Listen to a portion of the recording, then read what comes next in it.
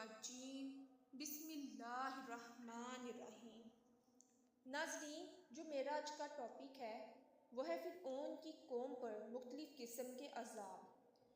فرعون نے جب حضرت موسیٰ علیہ السلام اور ان کی قوم کو تکالیف پہنچانے میں کوئی کسر نہ چھوڑی تو حضرت موسیٰ علیہ السلام نے اپنی قوم کو اللہ تعالیٰ سے مدد طلب کرنے اور صبر کرنے کی تلقین کی، اور ساتھ ہی ساتھ انہیں یہ بھی تعلیم دی کہ اللہ تعالیٰ کو راضی کرنے کے لیے اپنے گھروں کو مسجد بنا لو اور زیادہ سے زیادہ اس کی عبادت کرو۔ پھر آپ اور ہارون علیہ السلام نے مل کر اللہ تعالیٰ کے حضور دعا مانگی، اے اللہ، آپ نے فرعون اور اس کی قوم کو اس لیے دولت، قوت اور حکومت عطا فرمائی ہے کہ وہ اپنے بندوں پر ظلم و زیادتی کرے، لہٰذا آپ ہی ان کے مظالم کا انہیں مزہ چکھائیں اور ان کے مال و دولت کو تباہ و برباد کر دیں۔ اللہ تعالیٰ نے حضرت موسیٰ اور ہارون علیہ السلام کی دعا کو قبول فرما کر فرعون اور اس کی قوم پر مختلف عذاب نازل فرمائے تاکہ وہ سیدھی راہ پر آ سکیں۔ جب فرعون اور اس کی قوم سرکشی میں مبتلا ہو گئی تو اللہ رب العزت نے ان پر عذاب نازل فرمائے۔ سب سے پہلے قحط آیا۔ فرعون اور اس کی قوم کے باغات میں پھلوں کی کمی ہو گئی، لیکن بجائے اس کے کہ وہ نصیحت حاصل کرتے، انہوں نے حضرت موسیٰ علیہ السلام پر یہ الزام عائد کر دیا کہ یہ آپ اور آپ کے ساتھیوں کی وجہ سے مصیبت آئی ہے۔ پھر ان پر طوفان آیا، کئی دن تک مسلسل ان پر بارش برستی رہی۔ قوم فرعون کے گھروں میں پانی جمع ہو گیا، مگر بنی اسرائیل کے گھر اس سے محفوظ رہے۔ پھر ٹڈیوں کا عذاب آیا۔ ٹڈیوں نے قبطیوں کے باغات، کھیت اور ہر قسم کی سبز چیزیں چاٹ لیں، مگر بنی اسرائیل کا کوئی نقصان نہ ہوا۔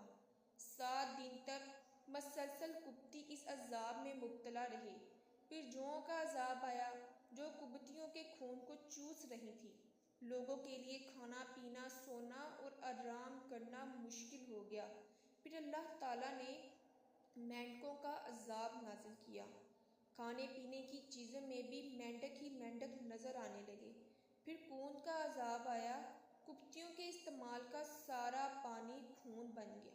جب بھی ایک عذاب آتا تو حضرت موسیٰ علیہ السلام سے درخواست کرتے کہ آپ اللہ تعالیٰ سے دعا کریں کہ یہ دور ہو جائے، ہم بھی مومن بن جائیں گے، مگر جب حضرت موسیٰ علیہ السلام کے دعا مانگنے سے اللہ تعالیٰ وہ عذاب ٹال دیتے تو وہ دوبارہ سرکشی کرنے لگتے۔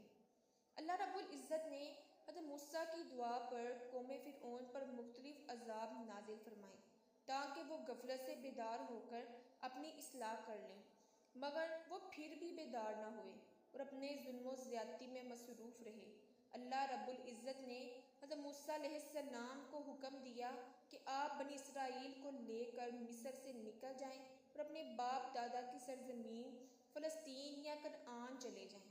وہاں جانے کے صرف 2 ہی راستے ہیں، ایک خشکی کا راستہ جو بالکل قریب ہے اور دوسرا بحر احمر کا راستہ جو کچھ دور ہے۔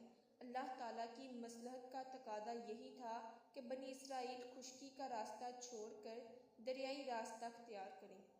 حضرت موسیٰ اور ہارون علیہ السلام بنی اسرائیل کو ساتھ لے کر راتوں رات بحر احمر کے راستے سے اتنی جلدی روانہ ہوئے کہ بنی اسرائیل کی عورتوں نے قبطی عورتوں سے جو زیورات عاریتاً لیے تھے وہ بھی واپس نہ کر سکے۔ جیسے ہی فرعون کو بنی اسرائیل کے مصر سے روانہ ہونے کی اطلاع ملی، اس نے فوراً اپنی فوج کو ساتھ لے کر ان کا تعاقب کیا اور صبح ہونے سے پہلے ہی ان کے قریب جا پہنچا۔ بنی اسرائیل نے جب پیچھے مڑ کر دیکھا کہ فرعون اپنی فوجوں کو لے کر آ رہا ہے تو وہ گھبرا کر کہنے لگے، اب تو ہم گرفتار ہو جائیں گے، کیونکہ آگے دریا ہے اور پیچھے دشمن کی فوج۔ فرعون اپنے لشکروں سمیت جب حضرت موسیٰ علیہ السلام کے قریب پہنچا اور بنی اسرائیل انہیں دیکھ کر پریشان ہو گئے تو اللہ تعالیٰ نے حضرت موسیٰ علیہ السلام کو تسلی دیتے ہوئے فرمایا، تم خوف نہ کھاؤ، اللہ کا وعدہ یقیناً سچا ہے، وہ تمہیں ضرور نجات دے گا۔ بس اپنی لاٹھی کو زمین پر مارو، اس سے دریا میں راستے بن جائیں گے۔ جب آپ نے اپنی لاٹھی کو پانی پر مارا وہ پھٹ کر 12 راستے بن گئے اور ہر 2 راستوں کے درمیان پہاڑوں کی طرح پانی کھڑا ہو گیا۔ حضرت موسیٰ علیہ السلام کے حکم سے بنی اسرائیل ان راستوں پر چل دیے اور دریا سے پار ہو گئے۔